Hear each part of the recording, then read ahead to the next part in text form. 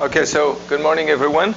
So we'll start this week with some introductory lectures, as well as other ones that are not really an introduction to anything.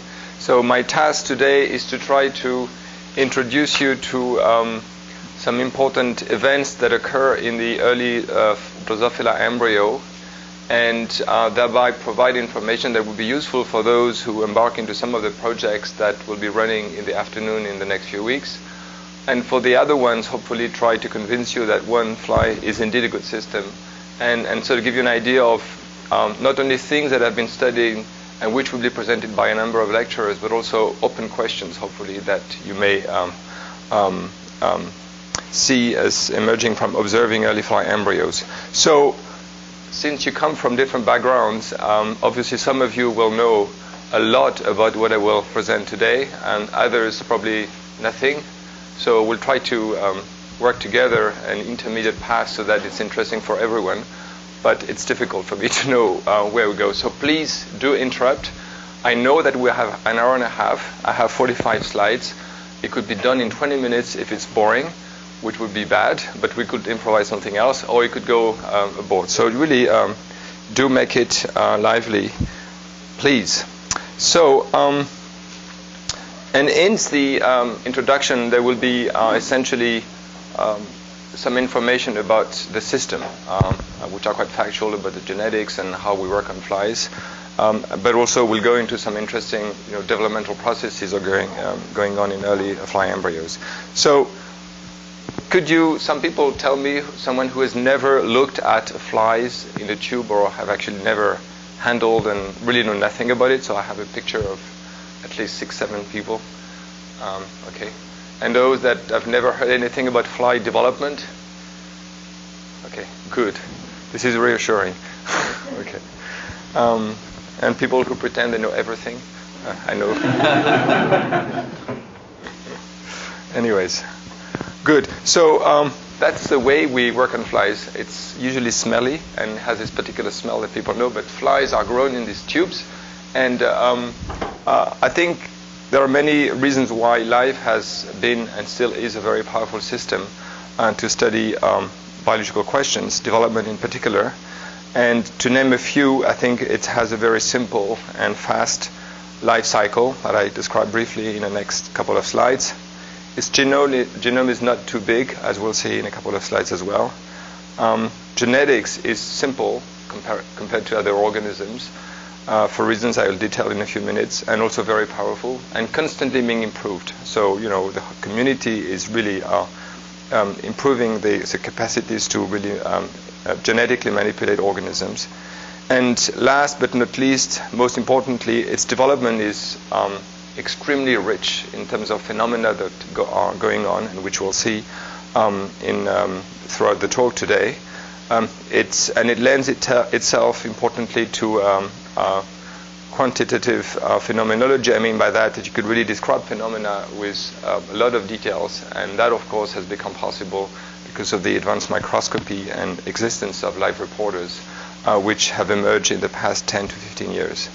So, and that is the reason why today, in this context of this course on quantitative biology, we have so much flies, but not only flies.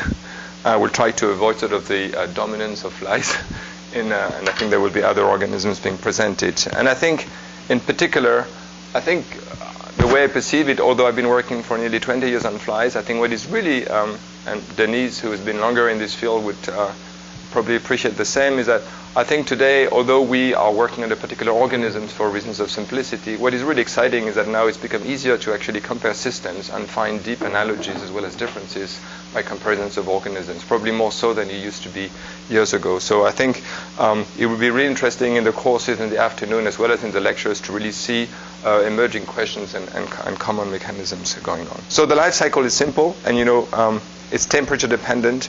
At so-called room temperature, 22 degrees, it takes about 10 days to get a complete life cycle. Embryogenesis, which we'll talk about this morning, is 24 hours at this temperature. Then 24 hours for nearly every larval stage.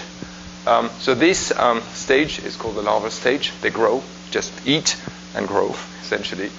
And they prepare the tissues which will emerge after a phase of pupation, which takes about 5 days until adults emerge. So it's rapid, it's temperature dependent, so you can go on holidays by going 18 degrees. You just wait for nearly 3 weeks, 2 weeks, and your flies will be happy. And if you're impatient, you can go higher temperature and they will develop faster. So it's good for impatient people. It's important to realize that, as I mentioned, in this life cycle, there is a very important early step where essentially the organization of the future animal is basically laid out. And this is a phase in which there's no growth. There's just cell division that cleaves progressively the embryos. And that is the reason why in embryo there's no tumor. Only in larvae are there, and in the adults are there tumors, because tumors are basically growth disease, not cell division disease. And so a number of mutations that have been recovered in the past decades actually were through analysis of processes going on in the larvae. But in embryos, basically consider it a system where you cannot study growth. So if you want to study growth, forget about embryogenesis. You want to study other processes. And Susan Eaton tomorrow, I think, will give an introductory lectures on imaginal disc development, which occurs at this stage, where typically growth is a very important phenomenon. Okay? So I mentioned that the life cycle is simple. I think it's important to realize and say a few words about the genomic organization of flies and the way it lends itself to a genetic analysis. The genome is 140 megabase, which is not too big, about 15,000 genes. Whatever a gene is, I'm not talking about alternative transcripts, but just open reading frames. And I think the most important and interesting fact is that all these genes are on just 4 chromosomes, sexual chromosomes counting for 1 here. And essentially 3 chromosomes, because one of them, the 4th chromosome, is a very tiny chromosome, very important because there are some very important genes on it. But essentially, on everyday experiments, you just work with 3 chromosomes, which is the 2nd chromosome, the 3rd chromosome, and the X chromosome. The Y chromosome we don't handle too much, and the 4th as well. So the way people have looked at chromosomes for decades is actually looking at salivary glands, where you have this under-replication that basically thickens the chromosome, so you could now squash them and look at them under microscopes, and you can see this organization with different contrasts, which corresponds to different regions of the chromosomes, which have been used for decades to actually describe chromosomal organizations, all these genetic aberrations, deletions, inversions, and so on and so forth. Now, very few people actually use this, because now, in the era of genomes, you know what gene you're working on, you know where it is, everything is sequenced, so this is nearly obsolete. Nonetheless, it's been very important for many years, and you can really go in history and see how important this type of description has been to actually make the fly such a powerful system for genetics. And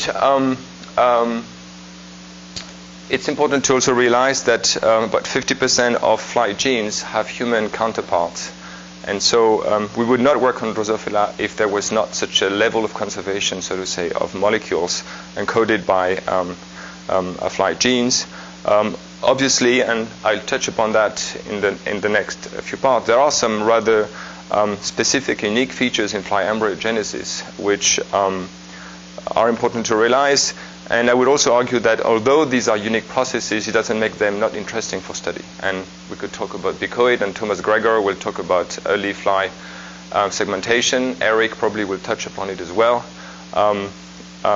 It can be easily argued, and some people in the audience would argue openly about that, that the fly segmentation is not like it happens in any other organism, and probably even in arthropods. Nonetheless, for historical reasons, it's been very important, and I think you can learn a lot from very unique systems. That I strongly believe in, and we could think about that. So the sort of underlying message is, don't think that only conserved phenomena are interesting for biology in general, because what is important is the conservation of function and not just of molecules. End of parenthesis. This gives you a little bit more detail about the chromosomal organization, but I won't to spend too much on it. I think it just shows that you have this basically 3rd, 2nd, and X chromosome, which are the main parts that we use. So basically, I'm going to show you in the next few slides some examples of genetic manipulation that are used every day, and that some of the strains that you will use in your experimental projects actually rely on insertions of transposable elements that's fixed position in these chromosomes, and you can track them easily and recombine them together, so that in the end, doing a fly experiment is basically making in vitro some constructs, transforming the flies to have them somewhere in the genome, recombining them onto these basically 3 chromosomes, and keeping them for generations to do experiments. So it's fairly simple, and in a couple of months after you start a project, you could really, from scratch, begin to look at a fly embryo expressing a GFP fusion to your favorite protein. So it's pretty fast. And one of the reasons why genetics in flies has been very powerful is because it's been very easy to recover mutations which were completely fine for the viability of the animals, nonetheless were very conspicuous and easy to spot, and then could be used to track chromosomes. And if you were to track, 24 chromosomes, that makes a lot complex, the Mendelian segregations among many markers. But if you have just, say, 2 chromosomes and keep the X chromosome as clearly important, but not the one that you mostly use for genetics. So second and third, you can put everything recombined on the second and third chromosomes. You just have 2 components that you segregate, and you have markers to recognize as chromosomes. So it's basically a game using segregations among 4 differently genetically identifiable chromosomes. So it's very simple. I hope you get the message across. But I think compared to zebrafish, where there are things like balances, which I mentioned in a few minutes, do not exist as far as I know. And where there are many more chromosomes, I actually can't remember exactly how many, but clearly more than that, things are a bit more complicated. There are other advantages, obviously. So the sort of markers that people use to actually track chromosomes and know exactly where you are is, wing markers, famous one being curly, which has this typical shape of wings, serrations in the boundary of the wings, which can be used as well. But also eye colors clearly are very important, viable markers that could be used to track chromosomes. So there are endless such markers, and actually it's very interesting to do a simple experiment where actually you look at, these are a bunch of Drosophila melanogaster where you have pigmentation mutants in the eye, in the cuticle, and shape in the wings. Actually, if you look at these flies, and you can compare some of them, they look more different to each other than you would actually, than 2 different species that have separated for maybe 60 million years. So, simple mutations can cause dramatic transformations, which is something which I think when you begin to do genetic is quite remarkable and nice to see. So I mentioned one important genetic construction that fly geneticists have built years ago, which are still used and very powerful. These are called balancer chromosomes. Just 2 words about them. These have the advantage of suppressing recombination, because if you take the second chromosome, for instance, recombinations occurs whenever you have pairing of these chromosomes.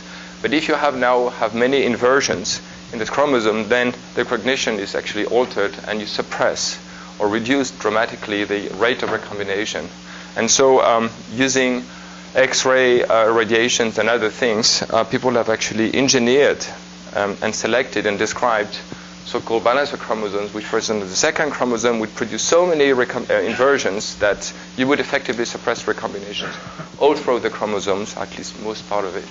And then the way you recognize this chromosome is by introducing on them, or actually selecting it on them, some dominant markers, such as curly, which would make them identifiable as single copies, right? And these recombinations are actually, these inversions actually are homozygous lethal. So effectively, remember that you have essentially, I'm simplifying, 2 chromosomes, the second and the third, okay? You are playing the segregations among 4 chromosomes, the 2 paternal and maternal chromosomes for each of them, and you have a simple way to recognize one of these 2 chromosomes because it is a balancer and has a dominant marker. Now, whatever you put in trans over it is going to be, whether lethal mutations, could be kept as heterozygous in these populations for decades. So some stocks have been engineered years ago in the 70s, were put over balancers, and they still exist, have not changed at all.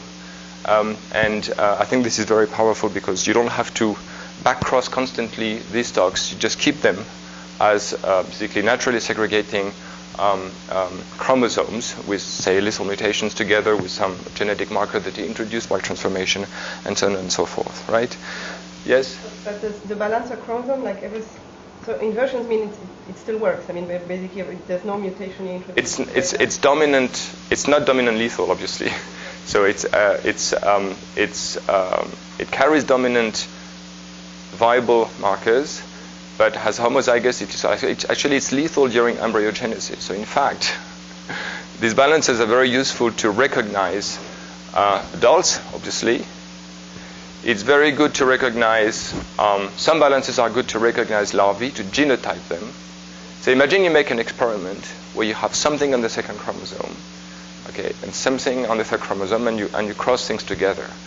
By Mendelian segregation, you can easily go down to 1/16 of the larvae or the adults being so.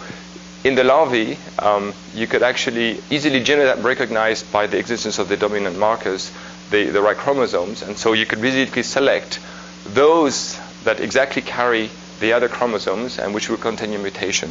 So by subtraction, you could easily now, instead of having statistics of 1 in a 16th, end up having 1 in 2, which is not too bad.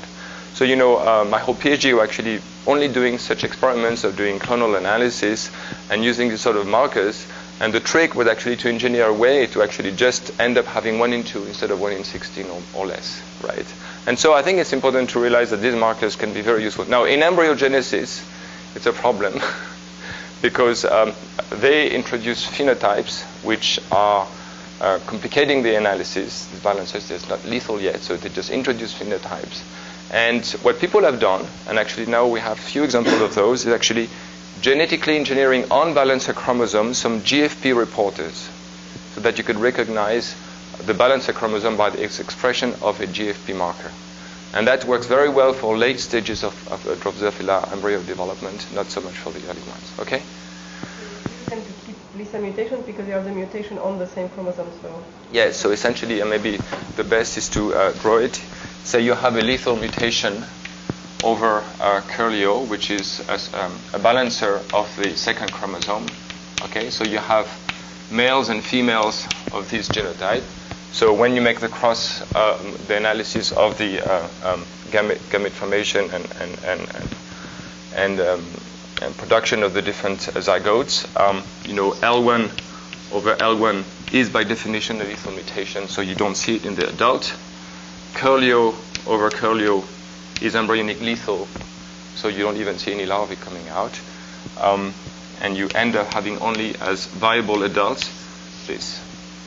So in the end, you start with this and you end up with this. And you don't have to do anything, just let segregations go on and viability do that job. Okay? Now, this is true of the adult. Now, in the larvae, okay, you will see this and that.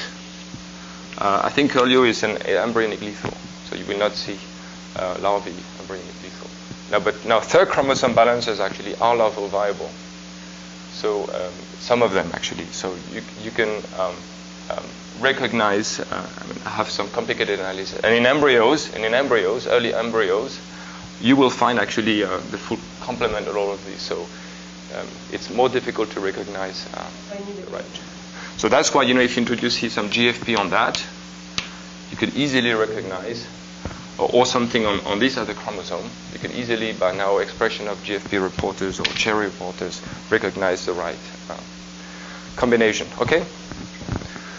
So just a few other slides just to give you a little taste of why flies have been so powerful, and then we'll go into the real development.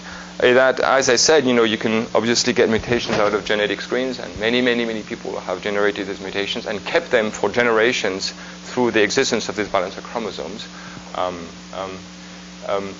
You could also now transform genetically flies using manipulations of naturally occurring transposable elements. Basically, you make a construct in vitro, you inject this juice in the fly embryo, okay? And for reasons that will be clearer later on in the presentation of the early fly embryo, this DNA will be inserted, provided that you have the so-called transposase, which allows insertion in the genome.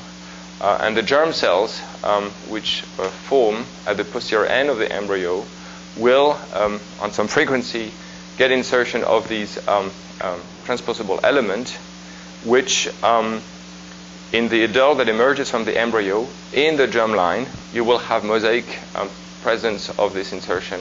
And if you cross these flies to another fly, okay, you will have a certain frequency of having flies which will be recognized, because this DNA that you introduced, on top of expressing your gene of interest with GFP, for instance, will also contain a marker, which is a mini white gene, which will rescue the white mutation. The white mutation is a recessive variable mutation that transforms the color of the wild-type flies, which is bright red, into white, as it's called. And if you express a mini white gene, it will rescue this color to different degrees, from yellow to orange or even dark red, depending on the insertion site of these transposable elements. So essentially, when in the morning you do this experiment, 24 hours later you end up having young larvae. You keep them, take care of them, and 10 days later you get the adults, and you hope that some of them will have in the germline insertion of this DNA, and you will only know it after crossing single males to a bunch of females. And in the progeny, you look for these magically occurring red colors eyes, and then you know you have a transformant. You have this transformant. It will be heterozygous insertion, obviously. So the first thing you need to know is on which chromosome it is, which you end up knowing using these dominant markers in couple generations. And a month and a half after this Monday morning, when you started your experiment, roughly, you will have a stock which will be either homozygous variable or homozygous lethal. If it's lethal, you put it over a balancer. If it's variable, you keep it as a homozygous stock, and you will keep it forever, cross it to whatever you want. And if it is, for instance, a construct which allows you the localization and distribution of a molecule like ikaterin fused to GFP, immediately you look at the larvae, imaginal disc, or the embryos, and you see this, which is basically looking at GFP fused to ikaterin under a polyubiquitin promoter, which is ubiquitous, and you can begin to do experiments. It's not more complicated than that. It really makes, from pieces as DNA, you insert it, there are all these sort of typical time course of development, but about a month and a half after you begin your project, you can begin to do these quick and dirty experiments and begin to do the analysis, which some of you will do during this course. Not more than that. Okay? Do you have any question about some of the features there, or should we just move on to fly development now? Do you overexpress the protein here or no?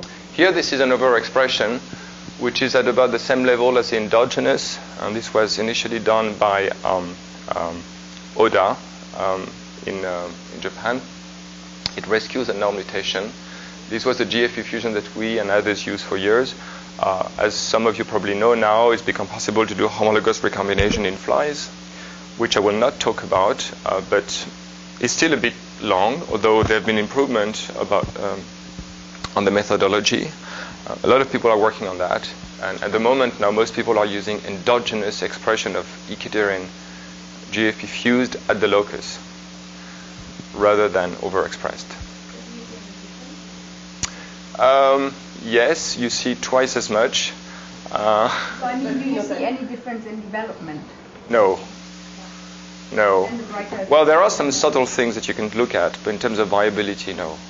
So if you look carefully and at some things, that there are some differences. But if you want to do microscopy, yeah, then actually this is the better line if it doesn't... If you really want to be as close to the natural wild-type situation, I would strongly encourage to only look at endogenous expression. And actually, in my group now, we sort of abandon any overexpression of any sort. We do only endogenous expression, either using homologous recombination or BAC or phosphate-based expression, which is basically taking big chunks of the genomic DNA, where you can engineer to make your fusion, inserting it in the genome, okay, and then rescuing a null mutation. So it's a bit more manipulations, but it's a bit faster than homologous recombination, allows endogenous expression which for all of you who want to do quantitative biology, given that quantitations are really long and sometimes take a lot of your time, you better be sure, or actually answer the criticisms of could you rule out artifacts due to overexpression. And if you could say, well, you know, I'm expressing at a endogenous level and I fully rescue non-mutation, that's as good as you can make it. Is you want to follow cells in development, and you do a comparative study between the E-cadherin that is overexpressed and the E-cadherin with the endogenous promoter, or that is endogenously. So initially, when we were looking at this, actually this movie on the left, which I actually even myself took some years ago, the only thing I cared about was looking at the kinematics of cell movement, and for that, this strain is perfectly fine. If you now want to look at the distribution and the precise quantifications of how cadherins levels evolve in single cells or among different junctions, then it's better to look at the endogenous expression because here you're basically doubling the amount of E-cadherin. And Pierre, yes. That it depends on your question. Absolutely. Some questions, the brighter one might be better because it's easier to follow. It's easier to you have less. Yes. While if you really want to look at E-cadherin, the overexpressed one is probably not the best option. Right. But again, you know, think carefully about always about the danger of, of course, you know, looking at a brighter structure, it's easier. Sometimes you have no choice. But also sometimes we figured out that if you overexpress something, you actually see you have a lower signal-to-noise ratio. And the reason is that you need to remove the endogenous to actually have a better incorporation. An example is myosin 2, which I will talk about in my lecture in 2 weeks. If you overexpress at similar levels in endogenous myosin 2 GFP, you will see a good signal, but not as good in terms of signal-to-noise ratio as if you actually remove the endogenous. So don't think that overexpression is always better. What you want is the true good incorporation, because then the signal-to-noise ratio is better, and then you have a much better image analysis. Right? And many people have actually noticed it in yeast. It's well known that it's better to replace the endogenous. Okay, Johannes, you had a little comment. That in fact, in our hands, the endogenous one is much better for the pneumatic. Yeah. It bleaches a little bit more, but in terms of its confinement, it's cleaner. So it's Yeah. One more question on that. Still, like, because you have a GFP attached to it, right? So for some proteins, it might be you can't, for example, for actin, you can't just replace it with actin GFP because. Well, actin is very bad to image. Polymers, I guess. Because GFP actin, at least in flies, is not wild type. I mean, is actually a mutation of actin. Yeah. So in mammalian cells, it works, but if you have only GFP actin, you don't make polymers, I guess, because just the GFP is bigger than actin itself. And also, GFP actin cannot be polymerized by formins, for instance. Yeah, it can. That's weird. Well, there's debates about that. So actin is a tough marker to look at if you really care about the endogenous dynamics. Okay. Hello.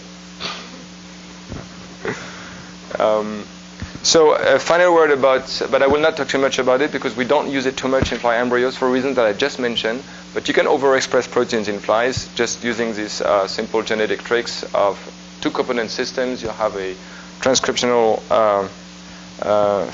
transcription factor, GAL4 from yeast, which if you insert in a P element under some endogenous genomic enhancer, then you will have expression in your favorite pattern, whether it be the posterior compartment of an imaginal disc or whatever.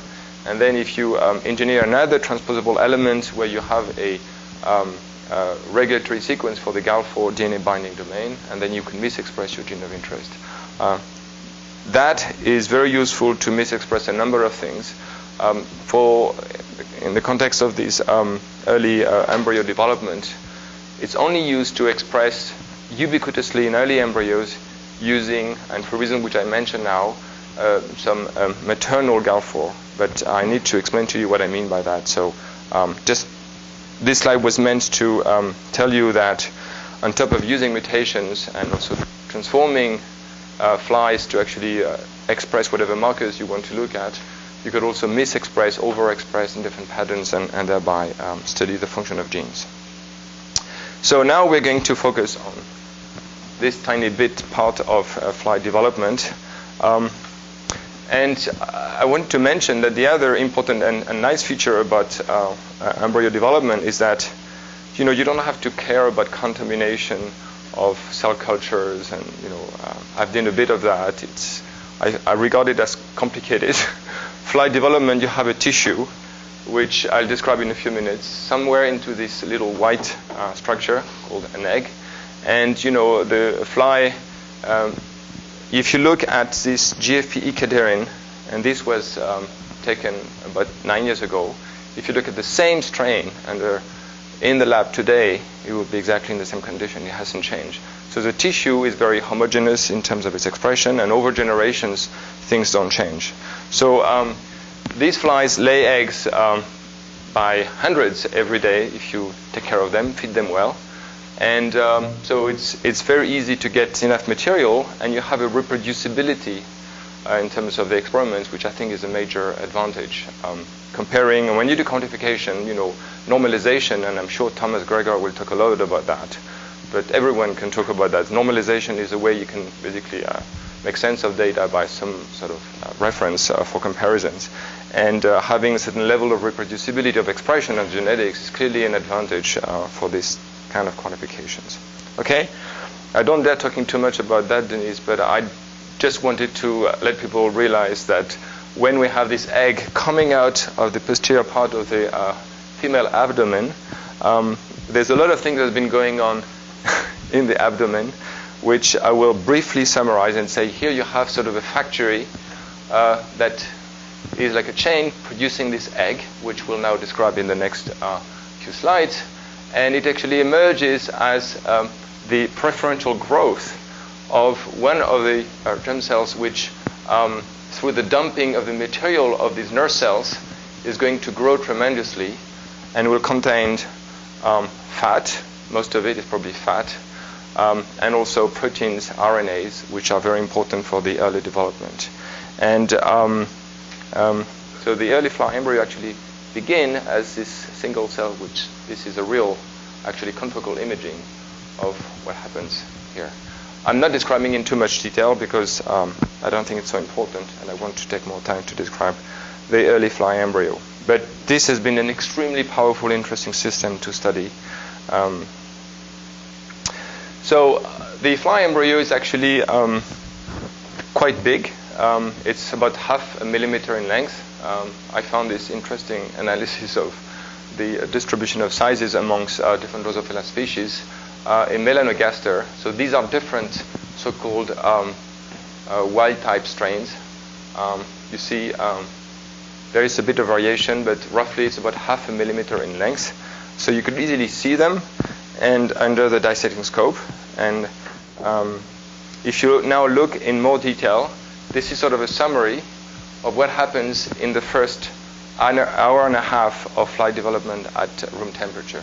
When the egg is being laid, you have the single nucleus, which is zygote, which then is going to divide progressively in the inner side of the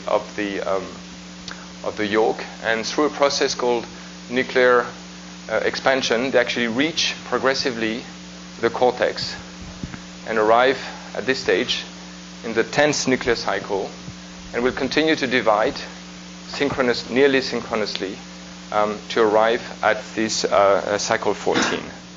And the characteristics is that in about an hour and a half, you go from one single nuclei to 6 other nuclei, about which are in a single large cell called a syncytium. So it's a single cytoplasm where all the components are sort of distributed around. And I wanted to show you this movie, which shows using spin microscopy, and I'm sure some of you will probably do even better time lapses where it lasts, of these fly embryos in the courses. But I think you can appreciate the remarkable organization of this nuclear division.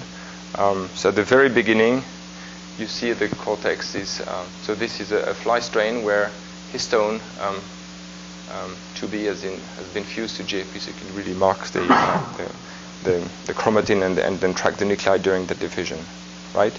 So you see that at the end you have this very densely packed organization of nuclei, and then development continues, right? So you can look actually in quite some detail at what happens to these nuclei when they reach the cortex. This is a very nice paper from Victoria Fo from about 10 years ago, where she actually described the reorganization of the cortex, where here you would see myosin, and here the cortex, and these nuclei actually divide. This is during cell division. You have here the chromosome segregation. And so the fly embryo has been very powerful so to characterize the organization of the cortex and its interaction with the mitotic apparatus during these divisions. And here you have some very nice imaging of the chromatin and microtubules during this division. So there's a specific region in the posterior pole of the cortex of these embryos where the first nuclei will actually encapsulate during the formation of so-called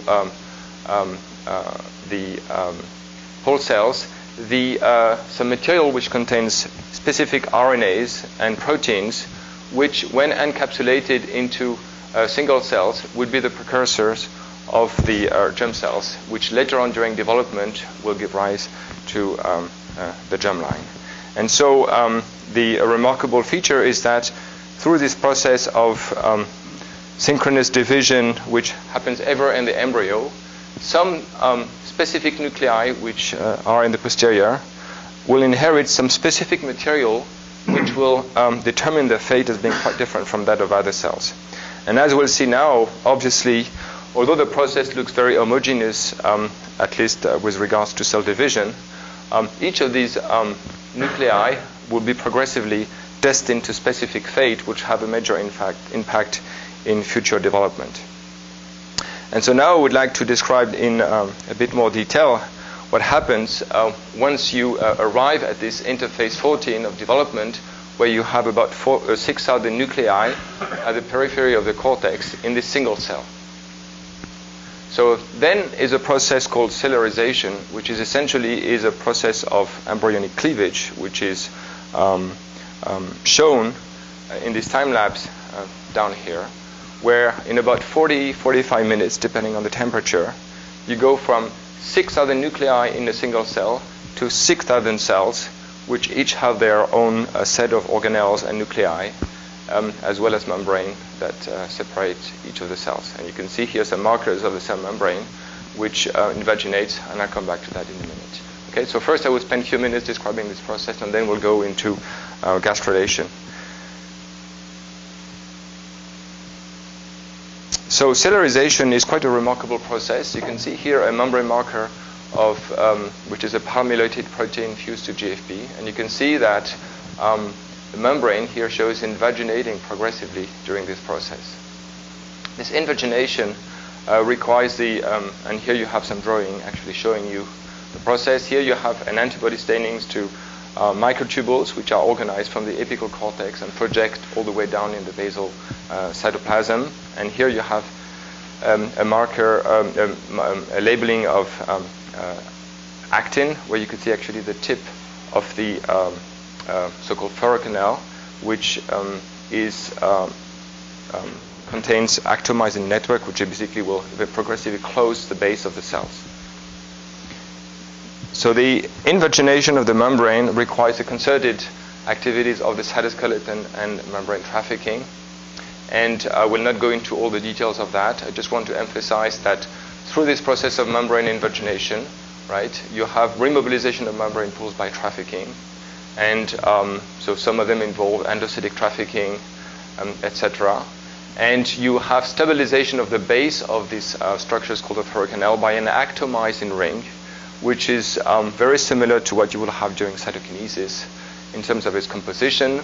There you have actin filaments, myosin, a motor to exert tension in this network, cross-linkers of all kinds, septins, anilin, and the like. So this has proven a very nice system to actually study organization and dynamics of contractile systems in a way that is derived from the standard process of cytokinesis, but is very powerful to study. And there you could also study the mechanism that actually leads to the regulation of actomyosin contractility through these pathways, which some of us will mention in the next lectures. Okay, so here this process gives rise in about 40 minutes at about 6 southern epithelial cells, which have this typical columnar organization, a polarity manifested in the distribution of organelles, which is not random. ER is apical. Empty microtubule organizing centers are also apical. The nuclei have a particular organization. Even the chromatin inside nuclei actually have a typical apicobasal polarity, with centromeres being apical. So the whole cell becomes polarized. And so this is the very important step in the formation of an early embryo, is actually making the tissue.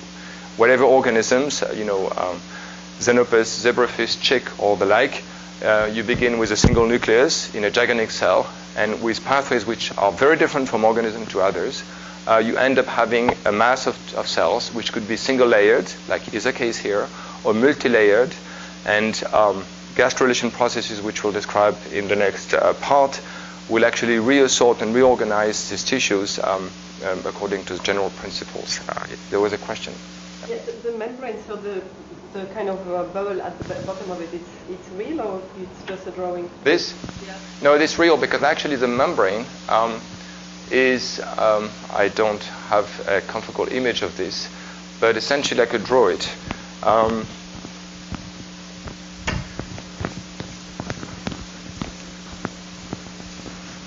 So if you actually draw a cross-section of the apical cortex, you have a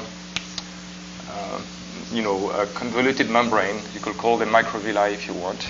And there you have a rather flatter region of the membrane, which forms kind of a ring. Right, here is like a dome that I'm making a section through, right? And you could see the confocal image from the study of Victoria Faux, right? So at this stage, there's no real microvilli, but also here the fixation sort of limits and perturbs the organization of the apical membrane. But if you look at live reporters, there clearly are microvilli, especially later on. This is interface 10, but interface 14, you have many microvilli. And so what happens is, and then you will have the same structure here. So this membrane here forms like a ring around. And at the onset of cellularization, there is a profound reorganization of the structure, in the sense that initially it's something in cross-section which is a bit flat, with membrane around it. And then these two parts will anneal to each other, right? So the same membrane now anneal to each other. So this forms like a torus all around. And here you have the extracellular space, which remains through the process of invagination all the way to the end. And what happens in the end is that then this torus changes morphology. It basically closes. It becomes broader through the action of the actomyosin network and the supporting cross-linkers. So this actually provides, so you have two nested events. You have an invagination, which I don't think requires actually tensile activity. And actually, it was thought years ago that this was driven by actin and myosin. It's mostly driven by microtubules and membrane trafficking. Actomyosin stabilizes the base, but actually does not provide the force to put it inward. This is a general view now. However, the actomyosin network is essential for the basal closure, just like during cytokinesis, through this reorganization, right? So cellularization has been an interesting system to study, I think, the interplay between cytoskeleton and membrane trafficking to drive, stereotypical, interesting membrane reorganization, which eventually produce nothing else than an epithelial layer, which is quite important. So, yeah. How simultaneous is this closure of your fori between different amongst cells? different nuclei? Yeah. We haven't looked at this in detail, so I would not, at face value it looks quite synchronous, although there's a dorsal ventral polarity, so the ventral part of the embryo cellularizes faster than the rest, and actually this is probably associated with the earlier event occurring during gastrulation, mesoderm invagination. The cells, make many things by 5 minutes earlier than the other ones. Along the anterior-posterior axis, there was a study in Eric's lab where actually Todd Blankenship actually characterized a sort of pattern, a anterior-posterior pattern distribution and shape of furrow canals near the cephalic furrow. So there are some differences. Whether these are important is hard to tell. Yeah, and actually, yeah. Johannes and then Karen. Yeah. How the length is measured in other time, how the transition between D and E takes place, and how is it regulated? I mean, how does the cell know how long is this vapor side? Regulated by the process that internal diameter of the time, or? It's a good question, and we don't know. The height of the epithelium is actually quite, you don't mess it up easily. You have to do quite a lot to the embryo to actually perturb that. So I believe it's something which is tightly regulated. Now, by what it is regulated, I don't know. As you suggest, one view would be that what is clear is that during the fast phase, you have a profound reorganization of the apical surface, and many people have characterized it years ago by EM and now by live imaging, where you have many microvilli which basically disappear. To what extent is this actually I think it's clearly required for the fast phase of cellularization. I forgot to mention that there is kind of an exponential increase in the rate of cellularization. It's slow to begin with and then progressively faster. It's not quite like two linear phase, it's more like gradual increase. And so it's an interesting question, we don't know. I would believe, based on available evidence, that it probably reflects the rate at which membrane is being redistributed, whether by planar reorganization or trafficking events. Yeah. Boris? The question on the previous slide I didn't quite catch. You showed the sort of basal layer of actin. Yep. And that existed before this membrane formed, right? You refer to this, right? No, the previous. No. Just before the cellularization, one more. You skipped too many. Yeah, here it is. Right. So this is actin and myosin at the base. Yeah. And that is formed so as a sheet. It forms before cellularization starts. It assembles progressively during at the onset of cellularization. So if you look at actin and myosin, you have speckles, diffraction limited speckles at the onset of the process, which would reorganize within 10 minutes into a ring, 15 minutes into a ring, which by EM you could actually characterize forming actually a bundle of actin rings, very tightly organized. So can I think that there is some phase separation between the yolk stuff and the cytoplasm, and actin layer assembles at the membrane interface or something like that? Yes, but at the membrane. So the cortical, from the cycle 10th to the cycle 14, there are many things which actually are going on in the cortical cytoplasm. Lipid droplets are being cleared away, and you can see it by having a clear, nearly transparent cortex, cytoplasmic cortex. Microtubules are reorganized, nuclei. So many things are being pushed away.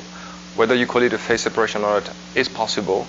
Clearly, that goes on together with a reorganization of the actomyosin cytoskeleton at the membrane, which clearly, through the maturation processes, give rise to this process. It's important also to mention that during this syncytial nuclear division, and you can see it in this antibody staining from Victoria Fo, you have actually things going on which I did not fully describe, which are a bit similar to cellularization, but not quite as much. During metaphase, you have the so-called pseudo-cleavage furrows, which separates the mitotic spindles of nearby spindles, and this actually requires reorganization of the membrane together with the cytoskeleton. So you could almost regard cellularization as sort of an expansion of this process during interphase of cycle 14. Yes, Karen? Go to the cellularization slide again. Yeah. So how does one more? Yeah. How does, so in cytokinesis, you have the ectomycin ring all around or attached to the cortex, while here you have cells that are kind of open towards the end, right? So how is it then attached all around the cells, or how does it, because these are two different cells it pulls together, right? So the concept of one cell, two cells here would be different because you start with a single cytoplasm, but also during cytokinesis you have a single cytoplasm which you separate. So here, you see, you have the ring connected to some membrane, right? In normal cytokinesis, you would have sort of mirror symmetric organization here. Here you don't, because the topology is different. It's sort of curled by. So I think it's quite similar to cytokinesis in terms of the local reorganization. What is very different? Opposite, right? Because in cytokinesis, the last step is abscission. Yes. Oh, yeah. Absolutely. Is fusion. Yeah.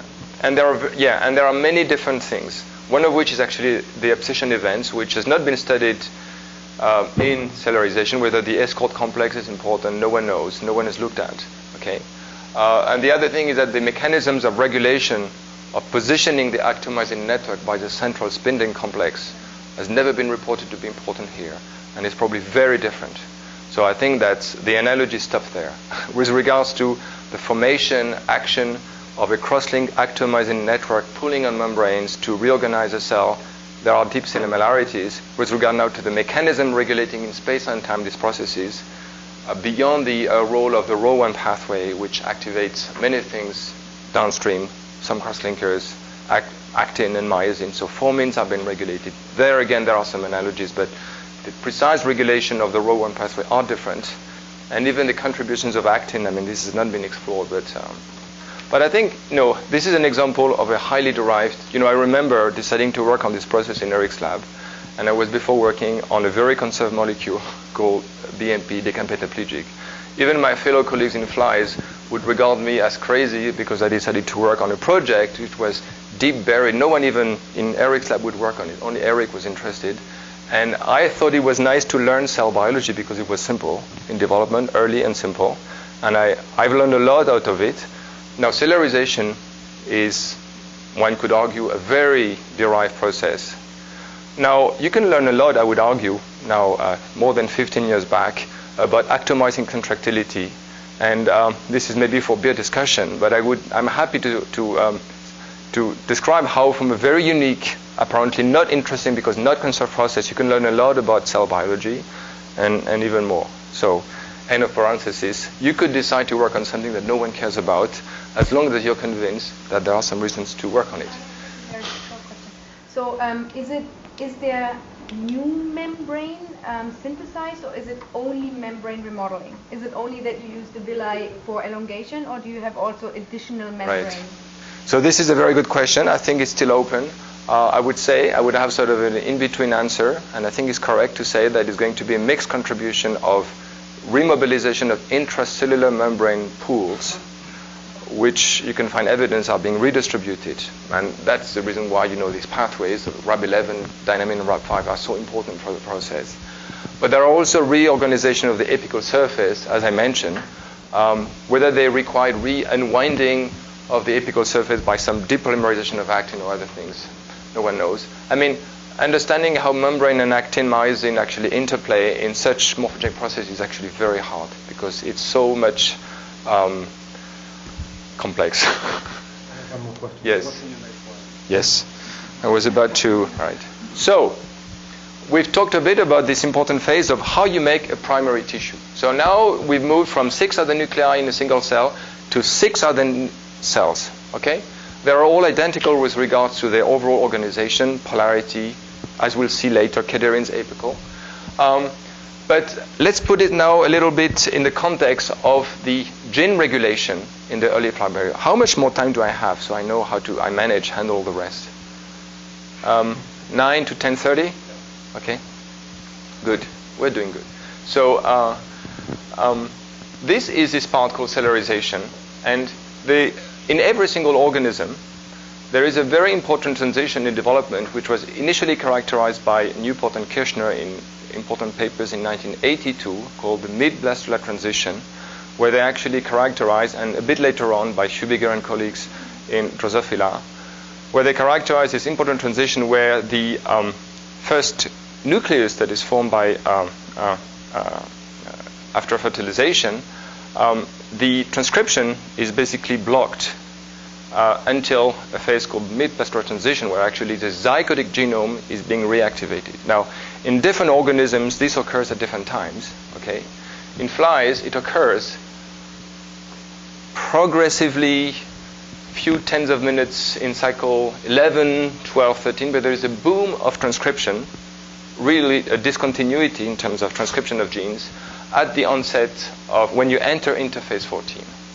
This phenomenon, which I'll describe in the next couple of slides, is essential to control all these processes, cellularization, gastrulation, and so on.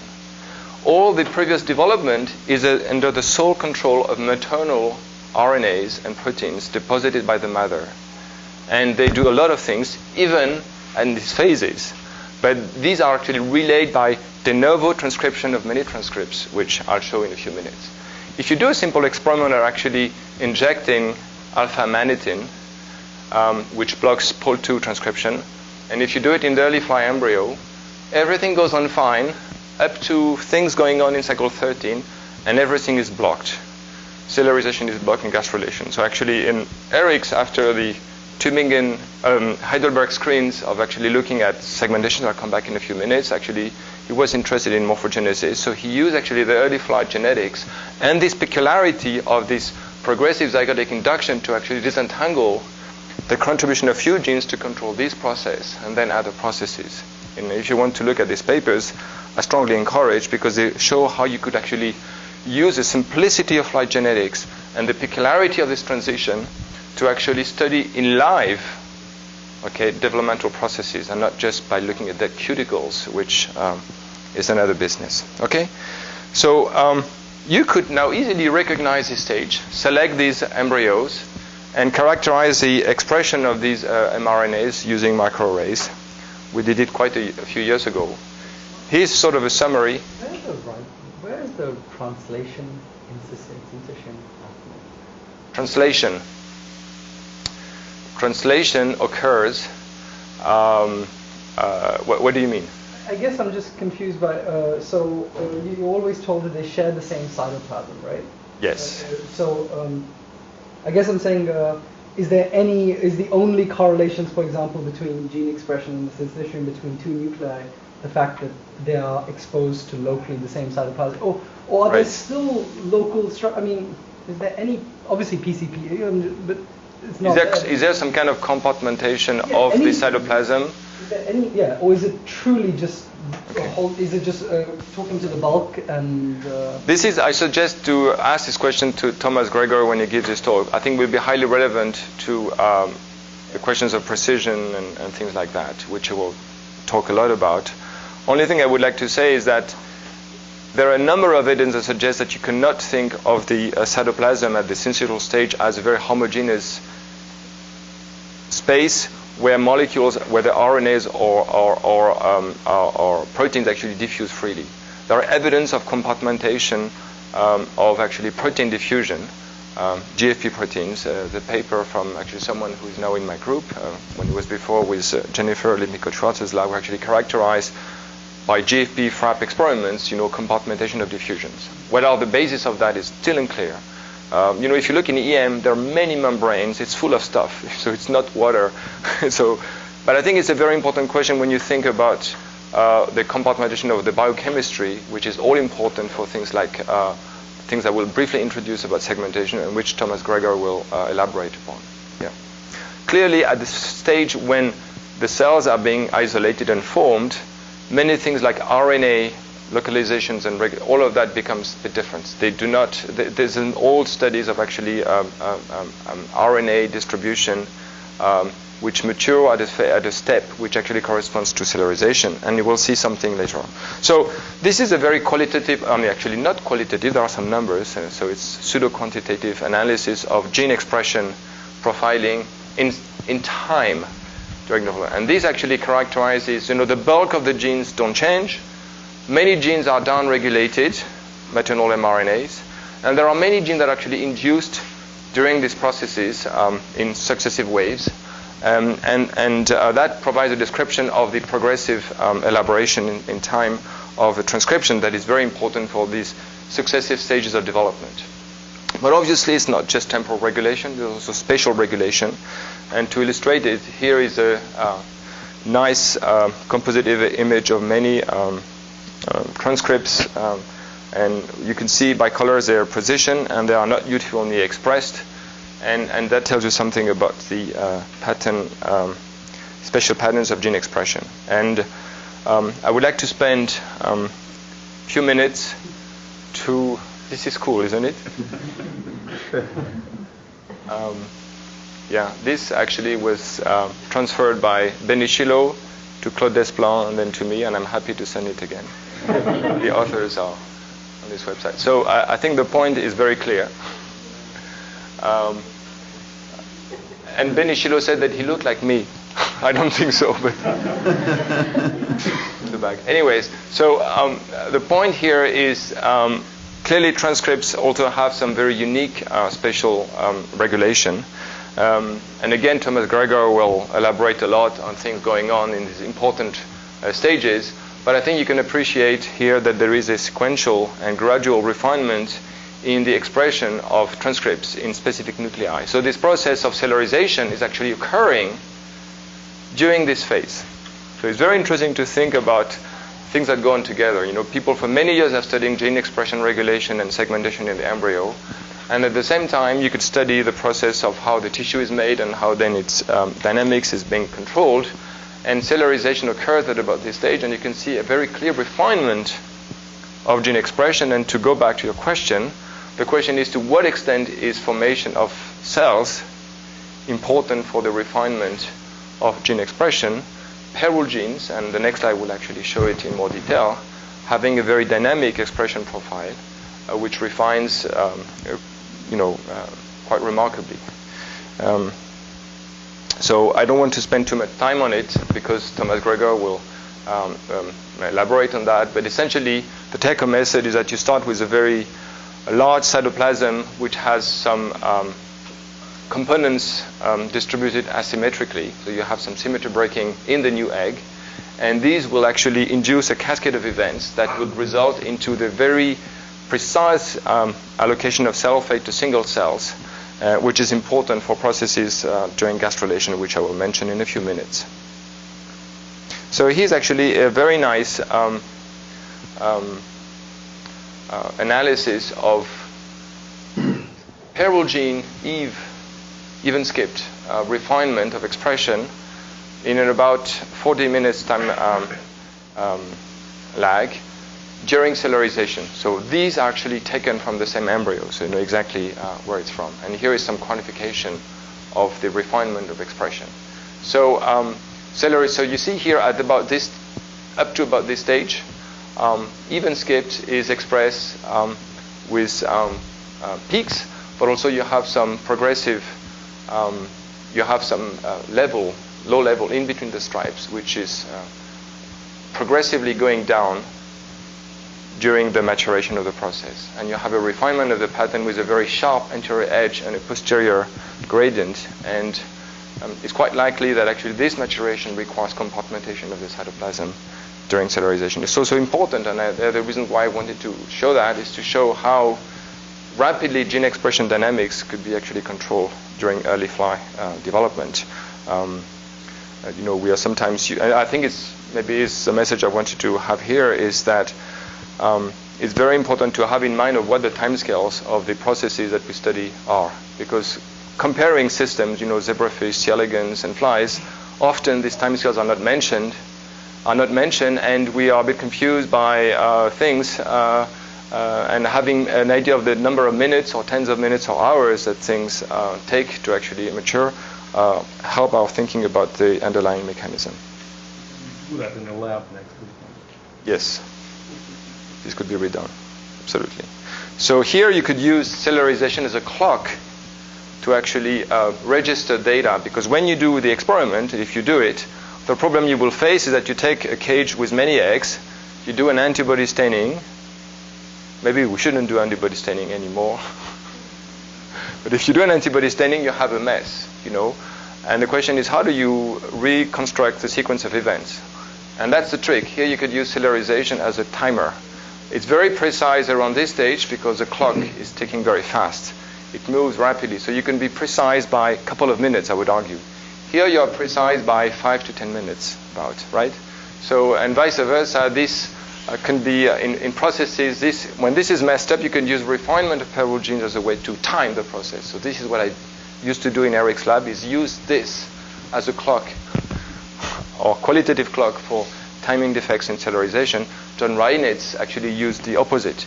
He used our time lapse with real numbers of cellularization to register the data, which was then used to crunch into their computational model of segmentation. A good example of how people coming from different areas using the specifics of cellularization could actually have a little collaboration. Yes? People looked at the refinement of each in those mutants that have cellularization defects. I should know that, and I'm afraid I don't. Steve Small, who was there 2 years ago, would be the right person to answer that question. I sort of vaguely remember that if not for the Eve Stripe 2 enhancer, which is an enhancer particularly well studied, but for other ones, there's evidence that in cellularization, mutants, I can't remember. Honestly, I would have to dig in the literature. And I remember myself doing some experiments which were not very conclusive, trying to address this. The problem is the following, is that if you want to block cellularization, there are not 100 different ways. A very efficient way is to depolymerize microtubules, but then you affect the transports of mRNA. So it's not a clean experiment. And other mechanisms which would be traffic, then again you reorganize the cortex, the cytoskeleton, which is used to transport mRNAs apically.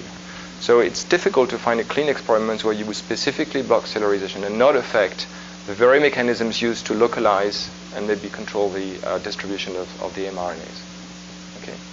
Yes? If you use cellularization as a clock, that really means that the length is really conserved between embryos of the cells. It's quite conserved, yes. It's very reproducible. Yes, that's true. And are there any mutants which, because that's another question, like is it the same height throughout the embryo, or are there any mutants where you have some inhomogeneities in height? Yes. So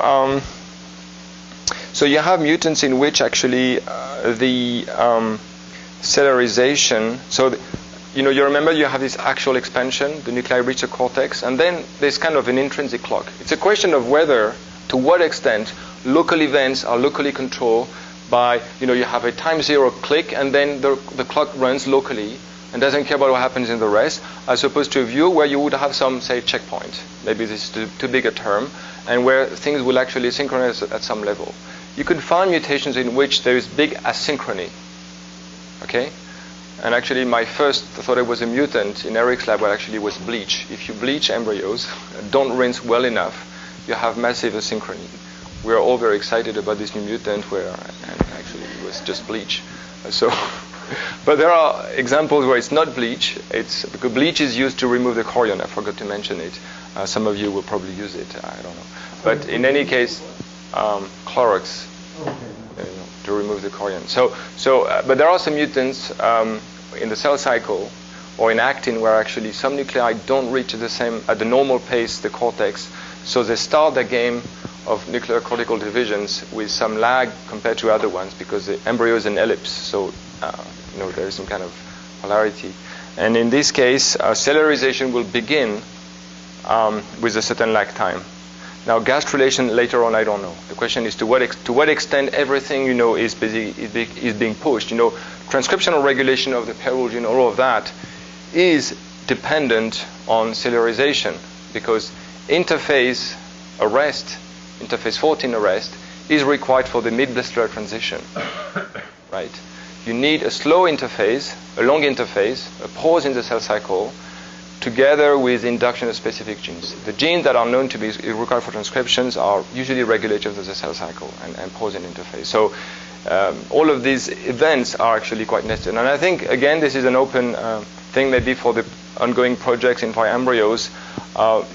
I encourage, trying to think of late Saturday afternoon experiments where you would investigate relationship between dynamics of whatever you want to look at, nuclei, cells, and gene expression regulation, because it's been very little explored. For technical reasons, that live reporters of gene expression do not exist because of the very fast maturation of these things. If you use GFP, you will skip that because it comes too late, and then you will not see this refinement. So, but now these reporters, and I'm trying to get actually an Eve GFP so that we can do some experiment in a couple of weeks, hopefully. Yes, Suzanne? Does condition respond to temperature in the same way that the whole developmental speed otherwise does? Is it okay? 18 or?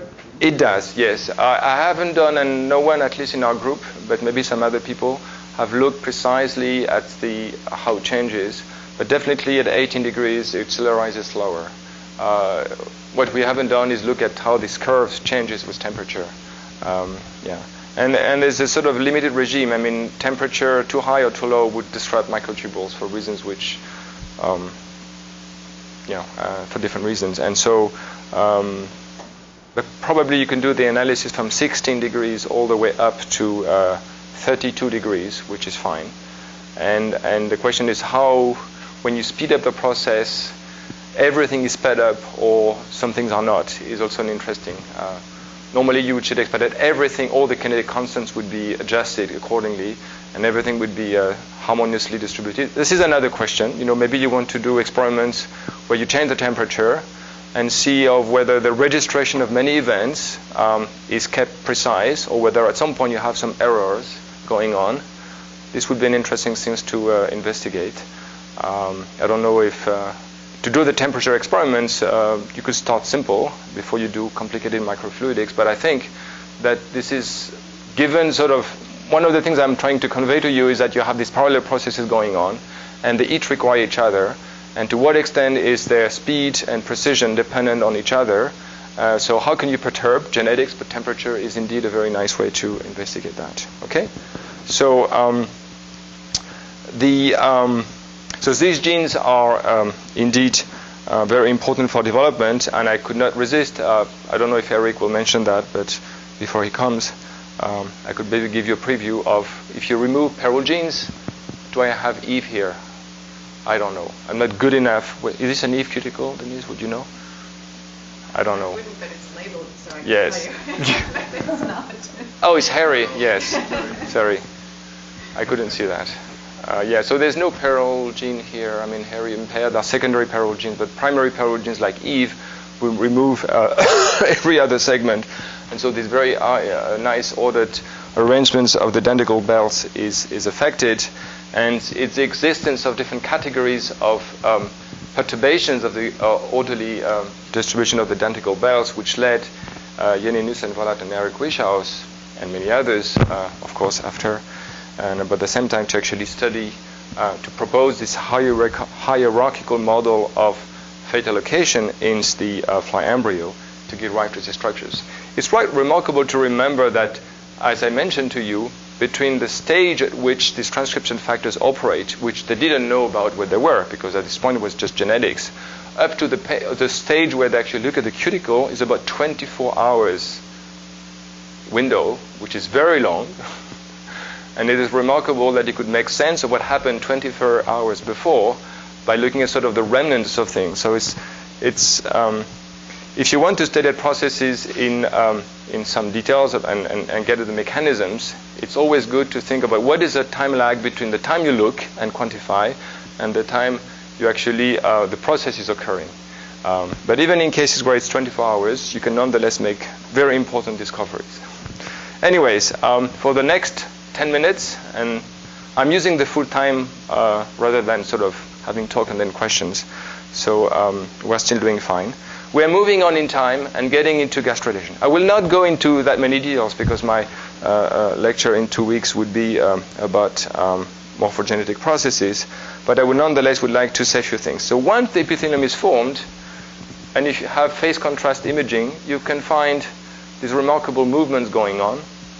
The pole cells here are moving towards the dorsal part of the embryo. You can see that. And here you have the ventral region where different things are going on. I think the best is to show you time lapses of what happens, and I will loop them so that Boris is happy. Very important to loop all your movies. So the embryo is this ellipsoid. The ventral half of the embryo is the precursor of the mesoderm, which will get inside and will form the muscles, heart, and many other things. And the lateral ectoderm, in green, has a very different dynamics. So this part will extend, and maybe no important things in early gastrulation. The first things that are occurring after the tissue is formed is anterior-posterior elongation and segmentation. There are different strategies in evolution, and also forming the different germ layers, and especially mesoderm or endoderm invagination. Okay. In flies, the mesoderm invaginates ventrally. In other organisms like ascidians or C. elegans, that would be the endoderm, right, that invaginates through quite similar processes. And the extension of the ectoderm occurs laterally, and there are many examples of other extension in other organisms. So, invagination of the mesoderm, which is seen here in cross-section in a scanning EM, where you could see actually these epithelial cells. You can now recognize sort of the columnar organization. If you freeze fracture these embryos, you could see here sort of bending of the cells toward this ventral midline, which is now at the top. And here's sort of a cartoon showing what happens. These cells would undergo a process called apical constriction, where their shape apically is being reduced and giving rise to this sort of little shallow invagination of the tissue, which is the earliest and important step towards invagination. And there are quite similar but not identical processes going on, as I said, in the endoderm invagination in C. elegans and ascidians, but also in the neural tube of vertebrates, in particular chicken. So these are scanning EMs from Eric's lab or Mario Leptin's group. No, I think this is from Eric's group, but both of them did it about the same time, where they very clearly characterized the morphological changes that occur in the first minutes of invagination of the mesoderm, where you could see now sort of the apical surface of the cells. And within a few minutes, the cells in the ventral midline will specifically change their morphology. You would first lose the clear definition of the cell boundaries, and you would have this little invagination, very easily seen in cross-section. And you will see the sort of membrane blebs occurring. Maybe this is for you, Eva. Blebs, mini blebs, I don't know how you call them, which form apically. These are not artifacts of EM, because we looked actually using membrane markers, and we see the sort of blebbing of the apical surface there during the together at the time when apical constriction is occurring under actomizing contractility. And the process goes on. The little furrow forms, as you can see here, and the tissue will continue its invagination. Now it's much better now to look at it this way, although pretty much everything was described earlier on. This is a time lapse showing you with histone GFP, not cell boundary, cell shape, but rather nuclear position. It's a bit long. I wanted to only show you the earlier steps. It will probably loop at some point. These are hours and minutes. Well, here you have the full, the segments of the embryo. This is a dorsal part. We'll come back to that. Well, maybe I can show you. Right. So at the very beginning, I should have cut this movie, but so try to spot it. Right, you can see here this little line. This corresponds to the nuclei getting inside during the process of invagination. The last time I do it. Right, well. So now this is not a time lapse. This is actually a morphing of paraffin sections of the embryo with an antibody against twist, which is specifically marking the mesoderm and controls the specific invagination of these cells there. And morphing these different cells give you a quite accurate description of what happens in terms of the invagination of these cells that get inside, lose their epithelial organization, would form a mesenchymal mass, which would progressively migrate under control of FGF and form, and here's actually sort of a nice drawings of showing what happens during this process. So this process, as I said, is dependent on a cellular process called apical constriction. If you look, this is a paper from Adam Martin and colleagues where you can see the apical surface becoming reduced progressively. You see within just a few minutes. And of course, this is under the control of specific genes which control the dynamics of the cells. And different people will come back onto that in the next few lectures. I just wanted to emphasize this. So in the ventral half of the embryo, you have a very nice, powerful system to study how from a homogeneous population of cells you form a furrow and form two tissues out of one. And this is a very interesting system. Now, another thing which I would just like to touch upon briefly before finishing is the lateral ectoderm, which extends. You can see here in time lapse what happens to these nuclei. This is cellularization, and within a few minutes you can see now this sort of movement is going a bit fast, so it's difficult to actually see the details. But this is cellularization. You will see progressively the cells, you see moving during this process of extension. So how do you actually cause this massive redistribution of nuclei and cells is a question of this morphogenesis, which many people have been working on. Here you can track the cells. This is much slower. And this is what happens to the tissue during extension. First you have a movement towards the ventral part because of the invagination of the mesoderm. And then you have a progressive flow to the right. You lose the cells because they get out of the microscope frame, but you can clearly see and track the cells progressively. This is in minutes and seconds, right? And see the progressive movement to the right.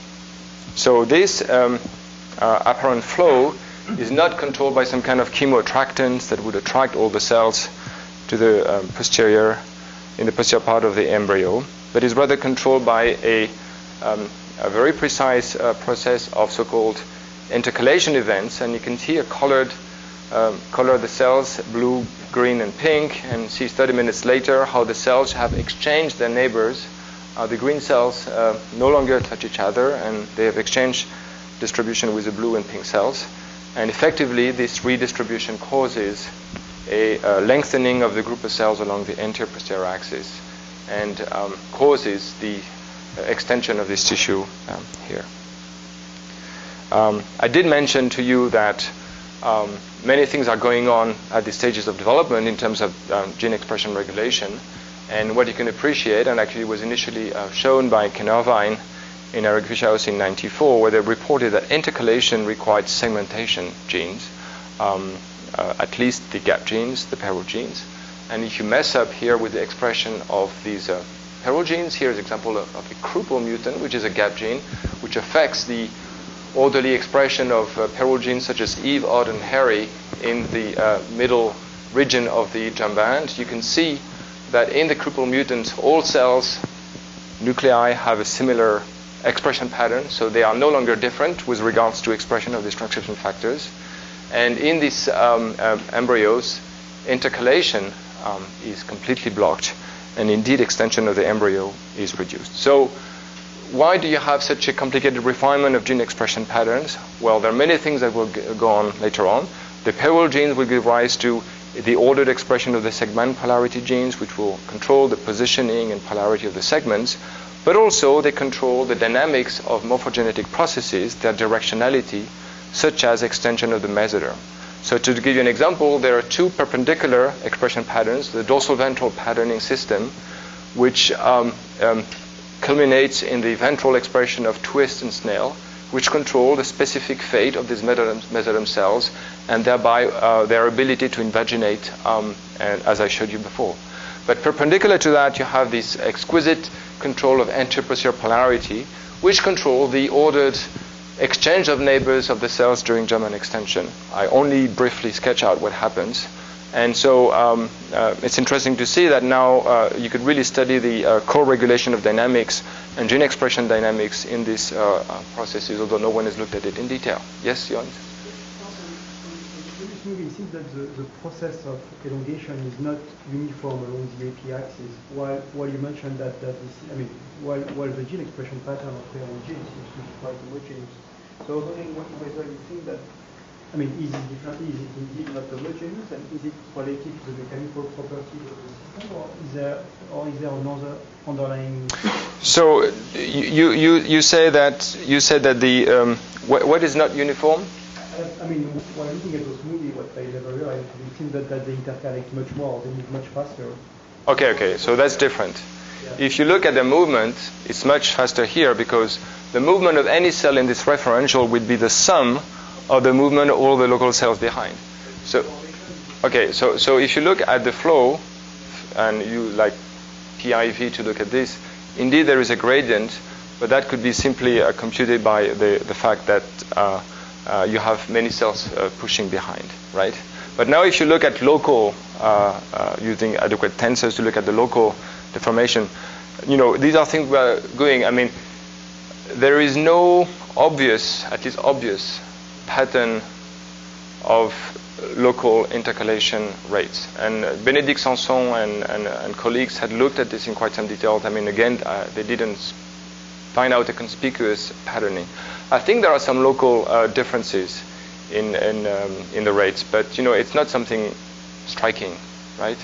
And it would be interesting to actually study now such heterogeneities when you manipulate the system, with regards to expression of parallel genes or gap genes or making artificial boundaries, because there you would like to see to how far would perturbations propagate away from boundaries of gene expression. That is unknown. But in the wild type, not so obvious, yeah. Why do you think the resistance to flow is less posteriorly? Why do they just flow symmetrically? I mean, right. Why can't they flow towards the head? It's a good question, and Claudio, a postdoc in my lab who will be there in a couple of weeks, maybe you will not be there anymore, but essentially, in a nutshell, so the head, so there's two things. One is that you can describe and actually understand a lot about the dynamic and extension of that from local phenomena and active processes, which I will describe some other time. However, to our surprise, although we know that in conditions where you block, for instance, the posterior midgut, which is this process that occurs at the posterior end of the embryo and actually moves and initiates jump and extension, even before intercalation kicks in, in such mutants, actually intercalation still progresses normally, right? So it's pretty clear that there is a lot of evidence that actually there are active processes occurring in the bulk of the ectoderm that are required for the extension. So the question is whether these boundary processes, posterior midgut invagination, head formation, whether these are like passive boundaries which are pushed away, or do they contribute actively, assist the process in a way that is not obvious in the wild type, but can be revealed in experimental conditions. Or actually, are there actually active boundaries in the sense that actually they counteract the rate of extension and actually are limiting the speed of the process? So we have actually investigated that recently, and actually we found that there is some kind of polarity. So the boundaries are actually active. They do actually influence a lot the dynamics, and our observations are actually in the head. And in the posterior region, there is some kind of an asymmetry. There is a little bit of flow actually going towards the head. It's a bit difficult maybe to see on this particular movie, but it's can be quantified, and it's very clear that in the posterior region, I think the posterior midgut, actually the sort of the rotation of the cortex and the movement of the pole cells, clearly formed very early on, kind of an escape way, and you would like to think that it is a reason why there is such a polarity. There is many things that could be done around that. Our current understanding is that you cannot explain the directionality unless you invoke and study the role of the boundaries, what happens at the boundaries. Otherwise, it would be symmetric. Right. I have to stop. Sorry, I just wanted to ask, what fraction of cells are intercalating? Because it's clearly not all of them. So along the anterior-posterior axis, from the cephalic furrow all the way to posterior, they all do intercalate. Along the dorsal ventral axis, they do not. Indeed, there is a gradient that I would say all the way up to here, intercalation is quite uniform. But at some point, actually myosin 2 polarity is no longer obvious until it becomes actually completely gone. In the dorsal ectoderm, actually myosin 2 is cytoplasmic. There is very little of the cortex. Rho regulation is different. We don't know why. So the transition between these two we have not analyzed in detail, but clearly you find the progressive transitions, and cells eventually do not intercalate at all. Yes? So real quick, how do you know that it's the intercalation that drives it as opposed to it being a passive? I mean, if you take a 2D foam and you shear it in an elongation, or you know. So I will address this in detail in my next presentation, or we can discuss. Okay. Yeah, I think there's conspicuous. There's absolutely. Well, we can talk about foams. Foams would not do that actually on their own. They can intercalate if you provide external constraints on them. If you drive an elongational flow like this, they'll do exactly that. Yeah, I mean, so that's where, looking in the details, I mean, you can clearly find evidence of active stresses locally acting. So actually, even if you do so, a quick answer, if you use models where actually you provide external friction forces, I mean, Claudio, when he comes, will show you data where actually he does it in the experiments. If you pull on the system to produce intercalation before the viscous dissipation by T1 events, you have elastic deformations which you have a polarity along this axis. Okay? If now you have active dissipation by local stresses, which I have not described but I will present next time, then you have an elastic deformation along this axis that reflects the distribution of stresses. So actually in the model, using vertex models, you can actually see this directly emerging from specific rule that you apply to distribution of stresses, whether acting from boundaries or locally acting. And the experimental evidence perfectly matches prediction. So this is one way in which you can already educate your sense that it must be a locally acting mechanism. But with a caveat that I mentioned, that answering Susan's question, that clearly, nonetheless, there are evidence of active processes acting at the boundaries, at least to orient the overall flow of cells. I really have to stop. I wanted to mention that there are other interesting morphogenetic processes later on in development, one of which has caught attention of many people is dorsal closure. I was trying to look for a time lapse, which I have some YouTube link to if you want. It's a very interesting example of a sheet dynamic. So you have this lateral ectoderm, which basically migrates dorsally, symmetrically to form the structure. Dan Keyhart has been actually a pioneer of studying actually mechanics and morphogenesis, years ago. And I think I wanted at least to acknowledge his contributions, but many people afterwards have also embarked on studying dorsal closure as a very interesting system where you have locally acting, mechanical processes in this tissue, which basically shrinks and draws the tissue laterally, plus some contracted events going on at these boundaries. And an interesting phenomenon is that dorsal closure has some quite interesting analogies with processes like wound healing, where there again you will form some tensile activity to draw cells to close the structure until the end. So, conclusions. I was trying to convince you that Fly Embryogenesis is a simple system to use and study. Simple because the earlier in development, the fewer genes, the fewer cells, the less entangled the processes are. So I think there's an advantage to studying early development compared to later development, at least in embryos. It's a very rapid development, which is an interesting question. How can you speed up a process? Slowing it down is easy, but is there any limit to how fast you can make a process? I sort of open it as an open question. Think about cell cycles, cytokinesis. So cytokinesis in epithelial cells in the embryo is faster than in imaginal discs in the notum. Why is that? It's the same basic regulation. So how do you speed a process? There are some fundamental limits at the molecular level. Interesting questions.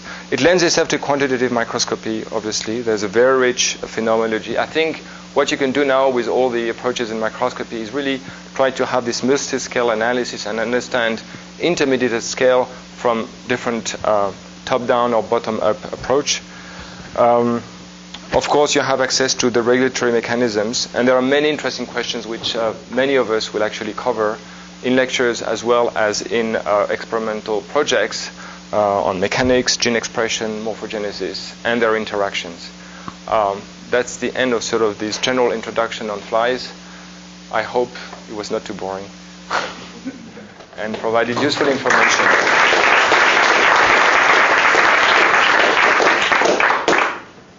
think we have a break now. Yeah, let's do a 10-minute break. Just 10 minutes? Yes, we have to be finished at 12:30 anyways. Yeah.